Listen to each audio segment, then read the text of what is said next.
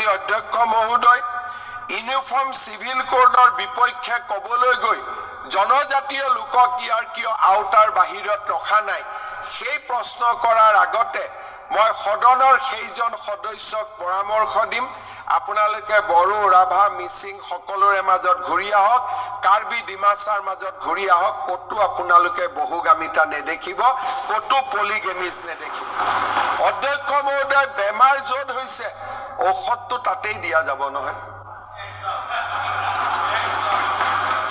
বেমাৰ নোহোৱা মানুহক ঔষধ কিয় দিব বেমাৰ য'ত আছে তাতেইতো ঔষধ দিব আজি যদি মোৰ ক্যান্সাৰ বেমাৰ হোৱা নাই মেডিকেলত যদি মোক ৰেডিঅ'থেৰাপি দি দিয়ে কেমোথেৰাপি দি দিয়ে মইতো ভাল মানুহজনৰ মৰি যাম মই অধ্যক্ষ মহোদয় ইউনিফৰ্ম সিভিল কোডে য'ত ক্যান্সাৰ আছে তাত ৰেডিঅ'থেৰাপি কেমোথেৰাপি দিব যত্ন কৰিছে য'ত ক্যান্সাৰ নাই তাত আমি ৰেডিঅ'থেৰাপি আৰু কেমোথেৰাপি দিয়াৰ আমাৰ প্ৰয়োজনো নাই মই অধ্যক্ষ মহোদয় আমাৰ সদনৰ যিসকল সদস্যই জনজাতীয় লোকসকলৰ কথা কৈছে বিশেষকৈ নতুন বিধায়কসকলক মই তেওঁলোকক পৰামৰ্শ দিম যে আমি যেহেতু এনেকুৱা এটা সমষ্টিৰ পৰা আহিছো য'ত 90% এটা বিশেষ জনগোষ্ঠীৰ মাত্ৰ ভোট আছে মই বিশেষকৈ নতুন বিধায়কসকলক পৰামৰ্শ দিম যে কেতিয়াবা সময় পালে কাৰ্বি আলং ডিমা হাছাওত গৈ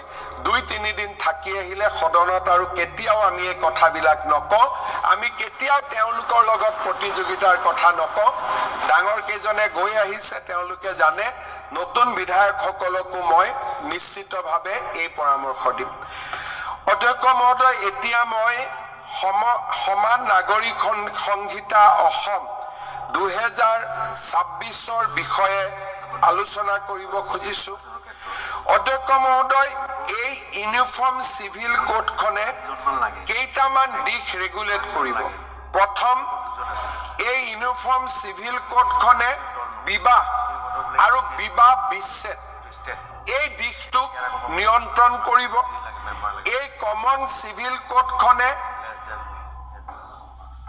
আমাৰ উত্তৰাধিকাৰী সূত্ৰে সম্পত্তি লাভ কৰাৰ যিটো আইনী পৰম্পৰা তাক ৰেগুলেটছ কৰিব লিভ ইন ৰিলেশনশ্বিপক ইয়াত আমি ৰেগুলেশ্যন কৰাৰ বাবে চেষ্টা কৰিম so that সকলোৱে সমান অধিকাৰ পায় আৰু বিবাহ আৰু বিবাহ বিচ্ছেদ উত্তৰাধিকাৰী লিভ ইন ৰিলেশনশ্বিপৰ লগত জড়িত এই গোটেইবিলাক দিশ এই সমান নাগৰিক সংহিতাত আমি সন্নিবিষ্ট কৰি লৈছো ইয়াৰ আমাৰ হোৱাট ইজ দ্য ফাউণ্ডেশ্যন আমাৰ এই গোটেই বিলখনৰ ফাউণ্ডেশ্যনটোৱে হৈছে article 44 of the constitution of India অৰ্থাৎ ইয়াৰ ফাউণ্ডেশ্যন বিজেপি আৰু আৰএছএছ নহয় ইয়াৰ ফাউণ্ডেশ্যন হৈছে আমাৰ সংবিধানৰ আৰ্টিকল 44 অৰ্থাৎ আৰ্টিকল 44ৰ প্ৰিন্সিপল আমি এডপ্ট কৰি ইউনিফৰ্ম সিভিল কোড ইয়াত আমি আনিব খুজিছো অধ্যক্ষ মহোদয় এই বিলখনৰ প্ৰথম আমি কি ক'ব খুজিছো যে এই বিলখনৰ জৰিয়তে আমি ৰেইটাৰেট কৰিব খুজিছো পুনৰ উল্লেখ কৰিব খুজিছো যে আমাৰ ৰাজ্যখনত আমি বাল্য বিবাহক স্বীকৃতি নিদিম অৰ্থাৎ বাল্য বিবাহ এগৰাকী ছোৱালীৰ বিয়াৰ বাবে ন্যূনতম 18 বছৰ হ'ব আৰু এগৰাকী পুত্ৰ বা পুৰুষৰ বিবাহৰ বছৰ 21 বছৰ হ'ব 21 আৰু 18 বছৰত বিয়া কৰাৰ অধিকাৰ পাব আৰু এই আইনখনৰ জৰিয়তে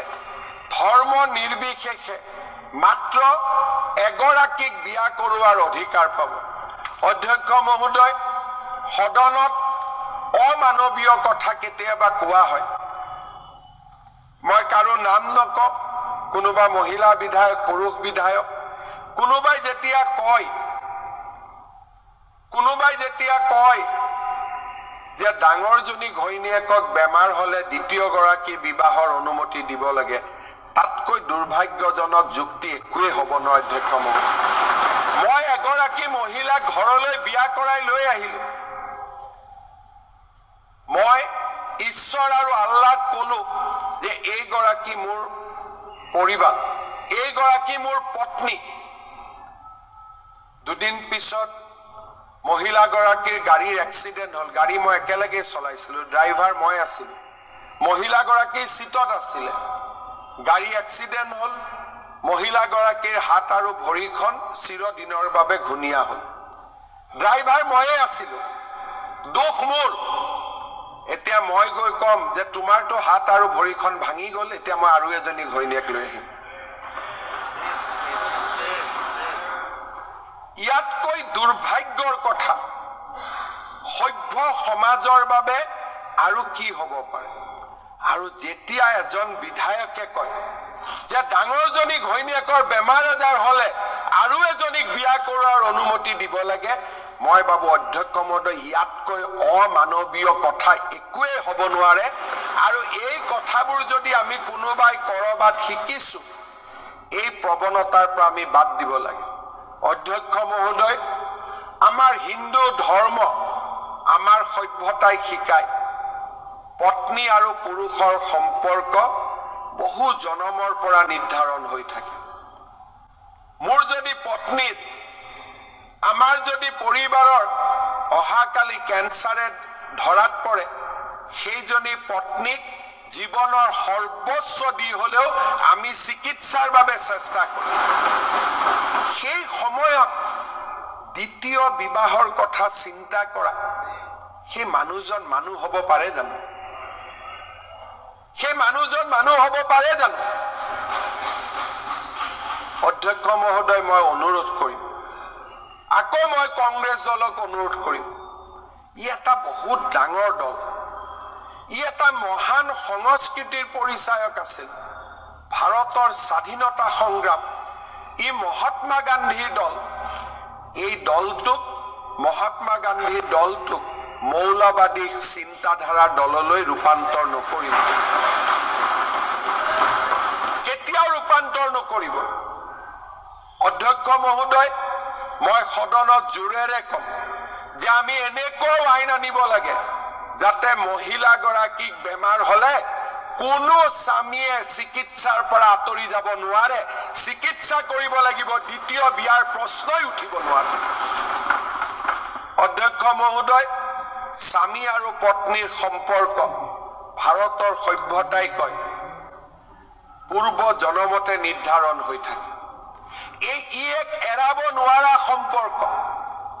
সতী যেতিয়া মৃত্যু হৈছিল, মহাদেৱৰ পত্নী আছিল, সতীৰ মৃত্যু হৈছিল, সেই সতীয়ে আকৌ পাৰ্বতী ৰূপে জন্ম লৈছিল, কাৰণ পতি আৰু পত্নী কেতিয়াও বেলেগে থাকিব নোৱাৰে, জীৱনে জীৱনে একেলগে থাকিব লাগিব। অধ্যক্ষ মহোদয়, যদি পত্নী কিবা কাৰণত আমাৰ ওচৰত দায়বদ্ধ নহয়, সম্পৰ্ক ভালেদি যোৱা নাই, পত্নীগৰাকীক আমি কিবা কাৰণত আমাৰ কথা মিলা নাই, এই আইনে অধিকাৰ দিয়ে বিবাহ বিচ্ছেদৰ অধিকাৰ। অধ্যক্ষ মহোদয়, আপুনি যদি দ্বিতীয় বিবাহ কৰাব খুজিছে, বিবাহ বিচ্ছেদৰ কাৰণে আদালতলৈ যাওক। কনসেনচুৱেল বিবাহ বিচ্ছেদৰ নিয়মো আইনত আছে। মই বহুত সময়ত দেখিছো বিয়া হৈছে, কিবা কাৰণত বিয়াখন মিলা নাই, পত্নী পতি কথা পাতিছে একেলগে, বিবাহ বিচ্ছেদ কৰিছে। অৰ্থাৎ এই আইনখনে আমাক অসভ্য যুগৰ পৰা সভ্যতাৰ যুগলৈকে লৈ আহিছে।